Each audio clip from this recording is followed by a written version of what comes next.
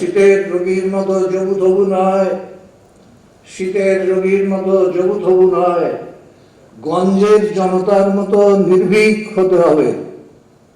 রক্তের রং দেখে ভয় নেই, স্বাধীন দেশের মুক্ত জনতা, উল্লাস করো সবে।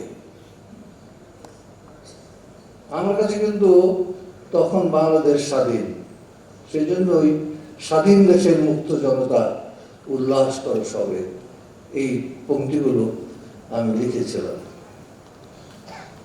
তারপর বঙ্গবন্ধুকে উৎসর্গ করে একটা দীর্ঘ কবিতা লিখি। সেই কবিতাটি অনেকদিন ফেলে রেখে সংবাদের তৎকালীন সাহিত্য সম্পাদক বিশিষ্ট ঔপন্যাসিক শহীদুল্লাহ কায়সার তখন সাহিত্য বিভাগের দায়িত্ব ছিলেন। কারণ রমেশ দাশগুপ্ত সাহিত্য সম্পাদক, তিনি তখন 6 দফার সমর্থন করার জন্য তখন কারাগারে ছিলেন। তখন এই কবিতাটি প্রকাশ করা খুব বিপজ্জনক ছিল।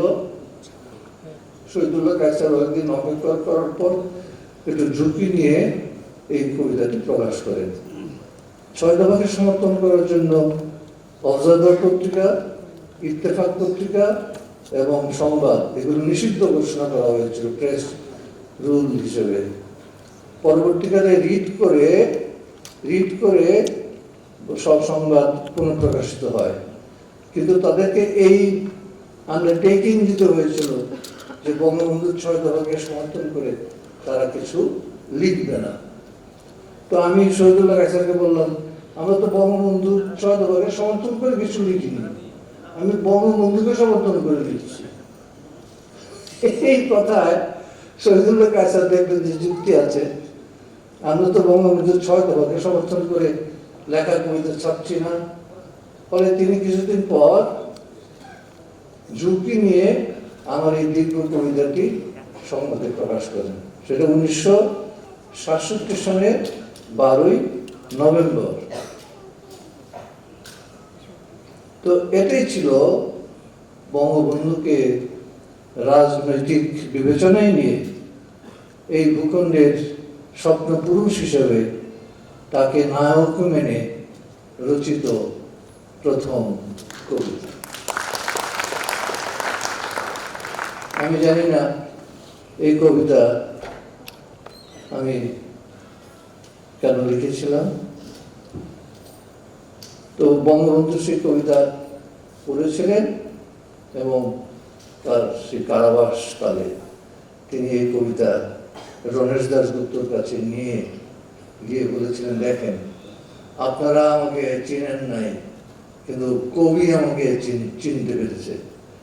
সে আমার মধ্যে বাংলাদেশের ভবিষ্যতের বাংলাদেশকে প্রত্যক্ষ করেছে। আমি যখন 1977 সালে বঙ্গবন্ধুকে নিয়ে কবিতা লিখব, তখন আমি এই পাঞ্জাবি রঙের, গেরুয়া রঙের একটা পাঞ্জাবি এবং গেরুয়া রঙেরই একটা লুঙ্গি পরে এসেছিলাম। আজকেও আমি সেই, আমার অনেক পাঞ্জাবি আছে, তার মধ্যে থেকে এই রঙের পাঞ্জাবিটি নির্বাচন করেছি 1977 সালের 21শে ফেব্রুয়ারিতে। আমি যে পাঞ্জাবি, রঙের পাঞ্জাবি ব্যবহার করেছিলাম, সেই রঙের পাঞ্জাবিটা আজও পরে এসেছি। তো আমার একটা ধারণা ছিল যে এমন হতে পারে যে বঙ্গবন্ধু খুনিরা যারা নারী শিশু নির্বিশেষে এত নিষ্ঠুরভাবে মানুষকে হত্যা করতে পারে, বঙ্গবন্ধুকে নিয়ে কবিতা লেখার জন্য তারা আমাকেও গুলি করে ঘটনাস্থলে বাংলা গেটের ভিতরে মেরে ফেলতে পারে। সুতরাং আমার ভিতরে একটা মৃত্যুর প্রস্তুতি ছিল। সেজন্যই আমার কবিতাটির নাম আমি রেখেছিলাম আমার প্রথম কবিতার বইটির নামের সঙ্গে মিলিয়ে। আমার প্রথম কাব্যগ্রন্থের নাম ছিল প্রেমাংশু রক্ত চাই, আর 1977 সালে বঙ্গবন্ধুর স্মরণে লেখা কবিতাটির নাম দিয়েছিলাম আমি আজ কারো রক্ত চাইতে আসিনি। আমার মনে হয়েছিল এটি হতে পারে আমার জীবনের শেষ কবিতা। তো এই যে ঝুঁকি নিয়েছিলাম, সেই ঝুঁকিটা আমি অতিক্রম করেছি। আমি বেঁচে গিয়েছি অত্যন্ত অলৌকিকভাবে। আমি বঙ্গবন্ধুকে নিয়ে নতুন নতুন কবিতা লিখতাম। যেমন প্রথম লিখেছিলাম সেই রাত্রির কল্পকাহিনী, পরে লিখেছি ভয় নেই, তারপরে লিখেছি এই তোমার মুক্তির জন্য সুন্দর, তারপরে লিখেছি স্বাধীনতা এই শব্দটি কিভাবে আমাদের বলো।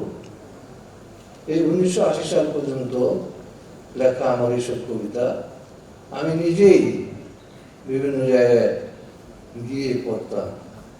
অনুষ্ঠান পেলেই সে অনুষ্ঠানে কবিতা পড়ার জন্য চেষ্টা করতাম। এই যে কবিতার সঙ্গে রাজনীতির যে এই মেলবন্ধনটা, সেই মেলবন্ধন সৃষ্টির পেছনে আমার একটা ভূমিকা ছিল। সেজন্য আমার মনে হয় যে সর্ব বিবেচনায় আমাকে যে খেতাব দেওয়া হয়েছে সেটা যথার্থ পাত্রেই দেওয়া হয়েছে। আমি 15 আগস্ট সকালে বঙ্গবন্ধুর লাশের সম্মানে ঢাকা মেডিকেল কলেজে গিয়েছিলাম এবং খুব আশ্চর্য হয়েছিলাম যে একটি পরিচিত মানুষ আমি সেদিন মেডিকেল কলেজের হাসপাতালে দেখতে পাইনি। একজনকে পেয়েছিলাম, তিনি হচ্ছেন শেখ সেলিম। সেলিম গিয়েছিলেন তার ভাবি শেখ মনির স্ত্রীকে নিয়ে।